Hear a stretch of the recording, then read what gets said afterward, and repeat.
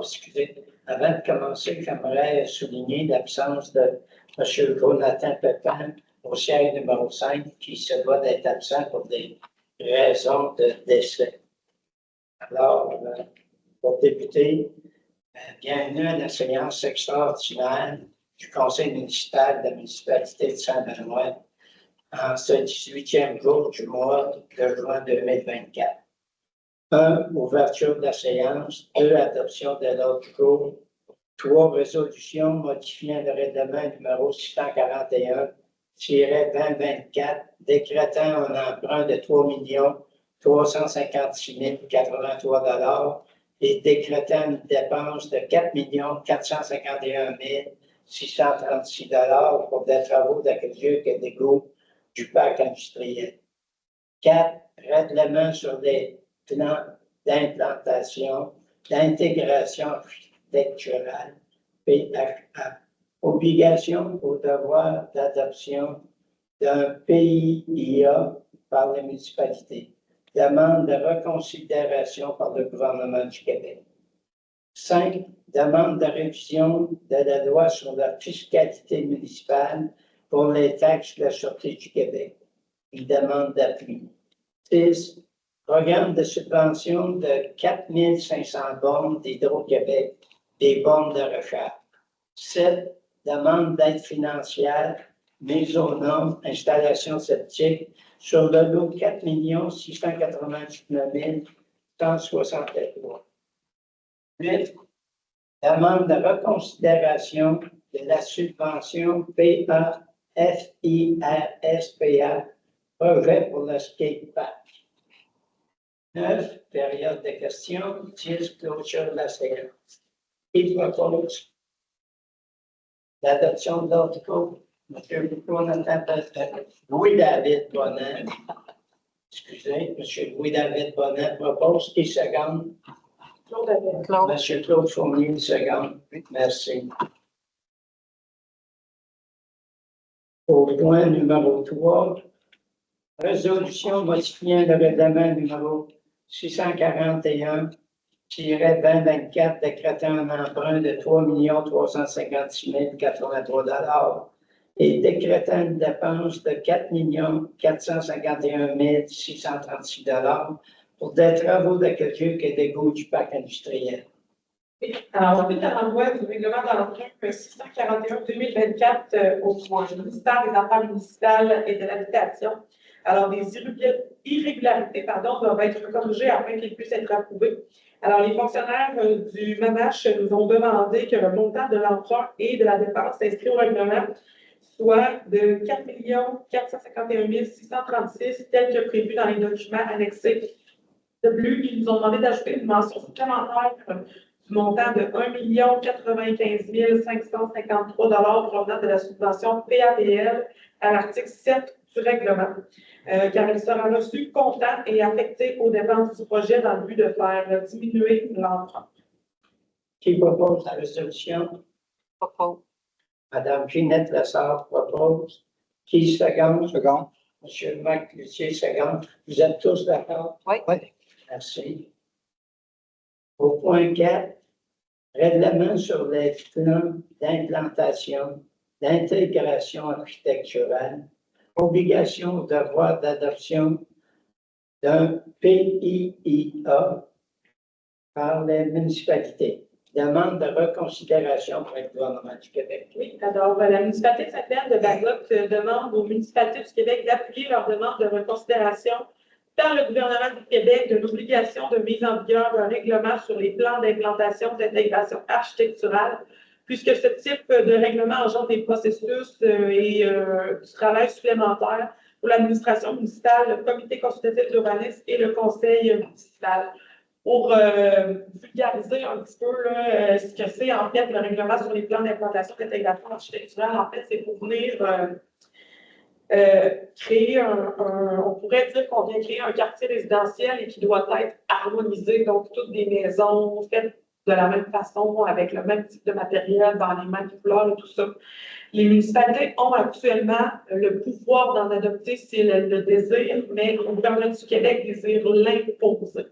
Alors, la demande d'appui, en fait, c'est pour demander au gouvernement qu'il ne l'impose pas aux municipalités, qu'il nous laisse le pouvoir qu'on a actuellement de le faire si on le désire ou de ne pas le faire si on ne le désire pas. Très bonne explication. Qui propose, M. Marc Cloutier propose, qui seconde, Mme Mélanie Ramon, seconde. Vous êtes tous d'accord? Oui. Oui. Merci. Au point 5, demande de révision de la loi sur la fiscalité municipale pour les taxes de la Sûreté du Québec. Une demande d'appui. Alors, c'est encore la municipalité de Sainte-Hélène-de-Bagotte qui demande aux municipalités du Québec d'appuyer leur demande de révision de la loi sur la fiscalité municipale en ce qui concerne les taxes de la Sûreté du Québec. Alors, puisque le fardeau fiscal des municipalités ne cesse de s'accroître année après année et que cette taxe est imposée aux municipalités sans consultation ni prise en compte des besoins et des capacités financières de chacune, alors c'est pour demander au gouvernement qu'il reconsidère le montant et les augmentations annuelles de cette taxe-là. Qui propose l'appui? M. Louis-David Bonin propose, M. Claude Fournier seconde. Vous êtes tous d'accord? Oui. Merci. Au point 6, programme de subvention de 4 500 bornes par Hydro-Québec des bornes de recharge.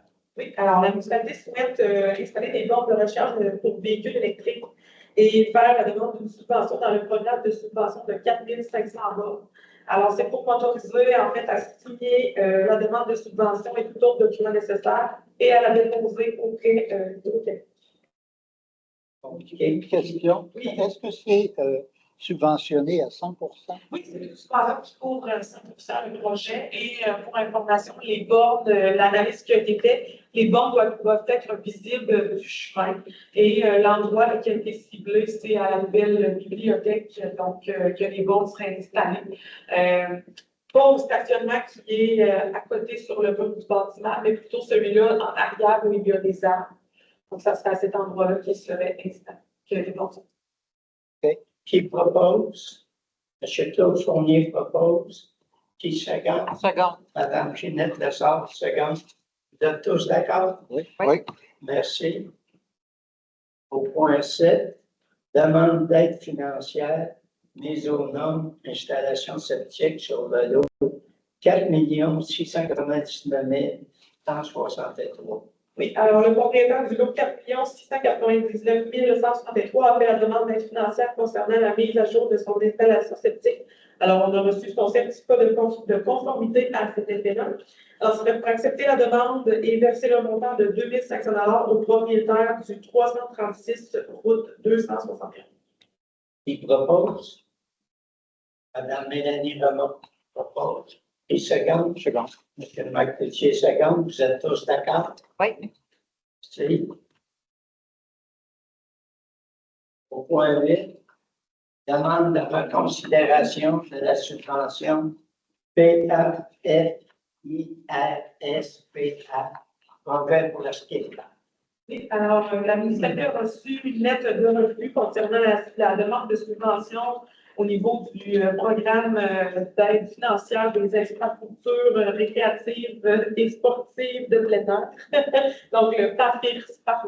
Et considérant que le député, M. Samuel Foulin, s'était engagé envers notre jeune population ici, comme quoi le projet de skatepark pourrait être réalisé dans la municipalité, on aimerait demander en fait qu'il y ait une reconsidération de notre demande ou qu'il y ait une possibilité là, de demander des fonds provenant de l'enveloppe discrétionnaire, soit du député ou soit dans celle du ministre.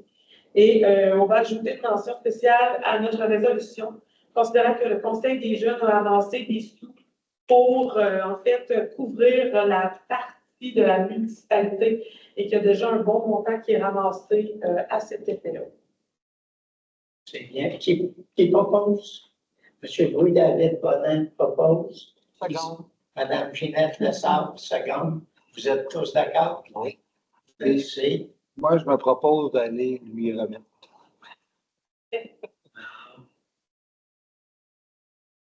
OK, maintenant, nous sommes rendus à la période de questions. Est-ce que les personnes dans la salle ont des questions concernant dans l'ordre du jour de ce soir. Vous avez des questions, les filles, vous pouvez les poser aussi, là. Merci la municipalité d'appuyer mon conseil. Merci. C'est bien. Ça fait pas de questions dans la salle? Non? Dans ce cas-là, il propose la clôture de la séance. Mélanie. L'année, oui. Mélanie Ramon propose, puis seconde. Seconde. Madame Finette Lessard, seconde. Merci de votre présence. Bienvenue.